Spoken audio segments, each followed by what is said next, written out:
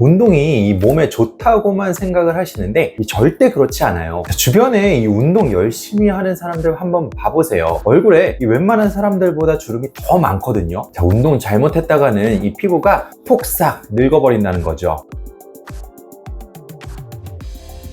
안녕하세요. 피부과 전문의 문정인입니다. 자, 요새 이 운동 열심히 하는 분들 많으시죠? 자, 그런데 이 운동을 잘못하면 피부가 폭삭 늙어버릴 수 있다는 사실을 알고 계셨나요? 자, 오늘은 이 운동을 하면 이 피부가 왜 늙을 수 있는지, 피부가 늙지 않게 운동하는 방법에는 어떤 것이 있는지 자세히 이야기해 보도록 하겠습니다. 바로 시작합니다.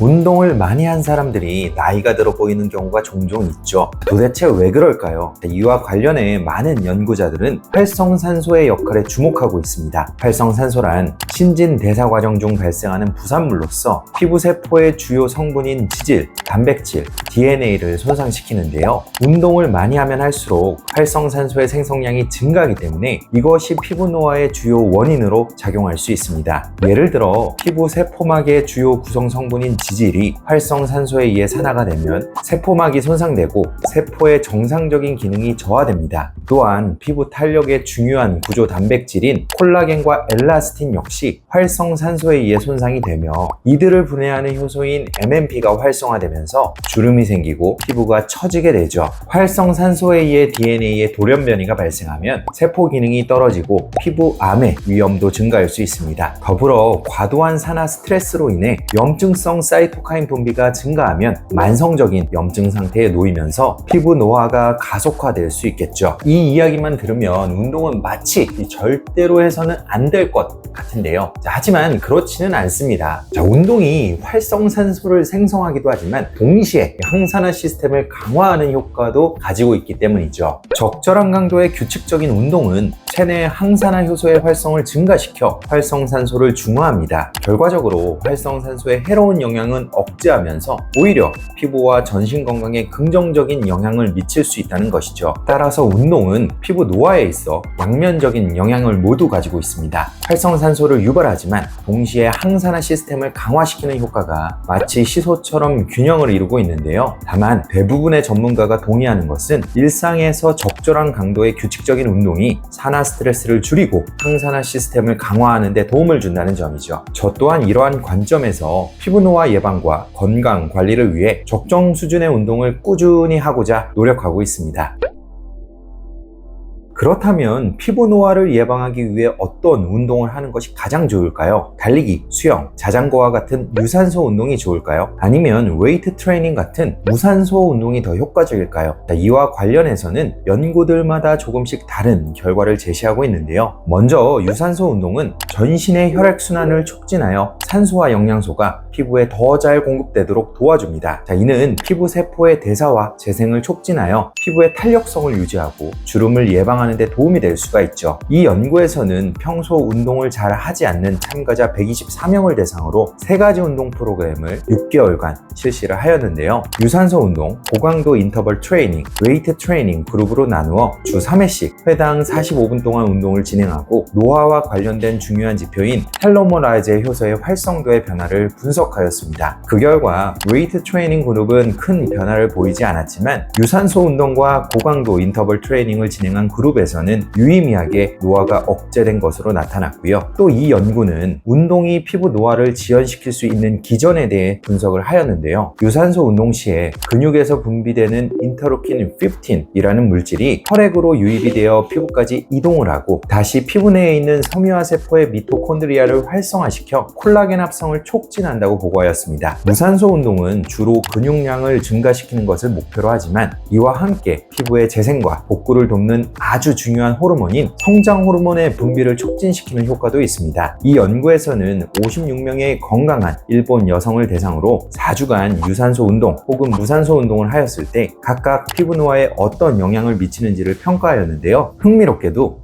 두 가지 운동 모두 피부 탄력을 증가시키고 상부 진피 구조를 개선하는 효과가 관찰되었고요. 특히 무산소 운동을 한 경우에는 진피의 두께가 증가하는 추가적인 변화도 확인이 되었습니다. 따라서 무산소 운동 또한 피부 콜라겐 합성을 촉진하여 피부 탄력 개선에 상당한 도움이 된다고 볼 수 있겠죠. 따라서 이러한 연구 결과들을 토대로 보았을 때 유산소 운동과 무산소 운동 중 어느 것이 무조건 더 좋은지 단순하게 비교하기는 어렵습니다. 또한 같은 유형의 운동이라도 실험을 어떻게 설계하느냐에 따라서 예를 들어서 세부 운동의 종류나 운동의 강도와 빈도를 어떻게 설정하느냐에 따라서 이 연구의 결과가 충분히 달라질 수도 있겠죠. 따라서 개인적으로는 유산소 운동과 무산소 운동 모두 피부의 건강과 노화 예방에 있어서 중요하다고 생각을 하고요. 무엇이 더 좋은지를 비교하기보다는 이 두 가지 운동을 적절히 병행했을 때 최상의 피부 노화 예방 효과를 얻을 수 있다고 생각합니다.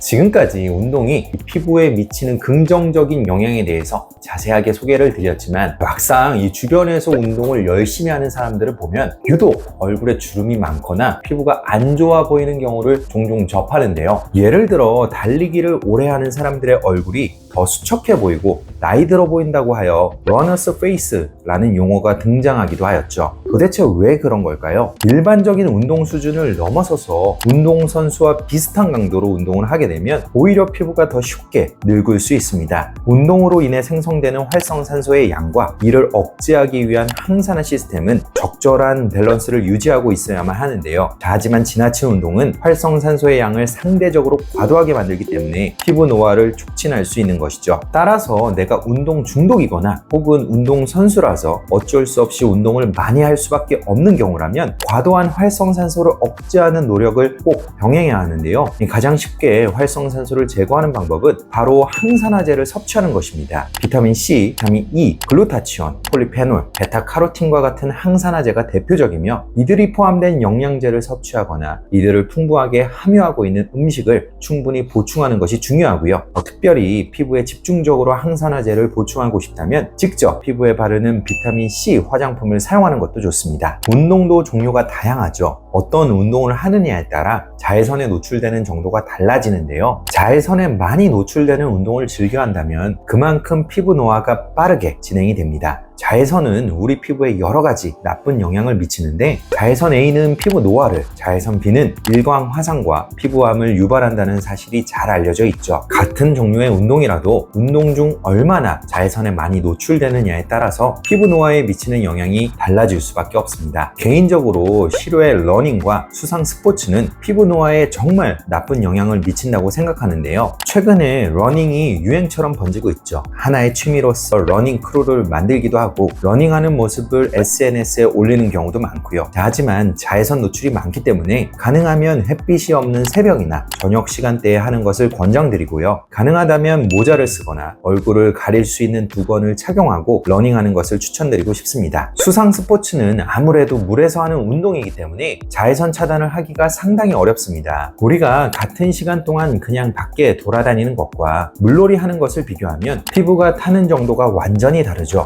물에서 운동을 한다는 것은 그만큼 자외선에 대한 노출이 많다는 뜻이고요. 게다가 아무리 워터프루프 선크림을 바른다고 해도 물이 몇 번 반복적으로 닿게 되면 금방 씻겨 나갈 수밖에 없죠. 피부 노화 관점에서 본다면 수상 스포츠가 가장 안 좋은 운동일 수밖에 없습니다. 최근에는 운동을 할 때 순수하게 운동만 하는 것이 아니라 운동 과정을 SNS에 공유하거나 보여주는 문화가 확산되고 있는데요. 그러다 보니 메이크업을 두껍게 한 채로 운동을 하는 경우가 많죠. 하지만 그러한 상태에서 운동을 하게 되면 각종 땀과 노폐물이 메이크업 성분들과 뒤엉키게 되고 모공을 막아 트러블을 유발할 수 있습니다. 특히 평소에 좁쌀이 잘 올라오거나 유분기가 많은 지성 피부라면 더더욱 주의해야 하는데요. 만약 메이크업을 한 채로 운동을 해야 한다면 운동 직후에 반드시 꼼꼼하게 클렌징하여 피부에 남아있는 노폐물을 깨끗하게 제거해야 합니다. 민낯을 보여주기 싫다는 이유로, 귀찮다는 이유로 운동 직후가 아닌 시간이 한참 지난 뒤에 클렌징을 하게 되면 그 사이에 트러블을 비롯한 각종 피부 문제가 악화될 수 있겠죠. 피부가 남들보다 민감하고 홍조가 심하다면, 특히 주사 피부염을 갖고 있다면 과도한 운동이 피부 증상을 악화시킬 수 있는데요. 운동을 하면 체온이 상승하고 몸의 열을 방출하기 위해서 피부의 모세혈관이 확장되는데, 이 과정이 반복되면서 홍조가 심해지게 됩니다. 더군다나 운동 시 분비되는 땀은 피부를 자극하고 피부 pH를 변화시켜 염증 반응을 유발하는 매개체가 되기도 하죠. 주사 피부염은 혈관의 수축과 이완작용이 정상적으로 작동하지 못하고 반복적인 미세 염증에 의해 모세혈관의 노화와 확장이 발생하는 질환인데, 이러한 과정이 운동으로 인해 전반적으로 촉진될 수 있다는 점을 꼭 기억해야 하고요. 따라서 이러한 피부에서는 급격히 체온이 오르거나 땀을 너무 많이 흘릴 수 있는 격렬한 운동은 가급적 피하는 것이 좋고, 운동 중에 물을 자주 마셔 체온을 낮추는 것이 중요합니다. 자, 운동도 잘못하면 피부 노화를 더 촉진할 수 있기 때문에 이 운동을 할 때는 보다 현명하고 유연한 접근이 필요합니다. 피부 노화 예방을 위해서는 너무 무리하지 않은 적정 수준의 운동이 좋겠고요. 자외선 노출이 많은 실외 운동보다는 자외선을 차단할 수 있는 실내 운동이 더 좋겠죠. 또한 개인의 피부 민감도와 트러블 상태에 따라서 운동 습관과 피부 관리 습관을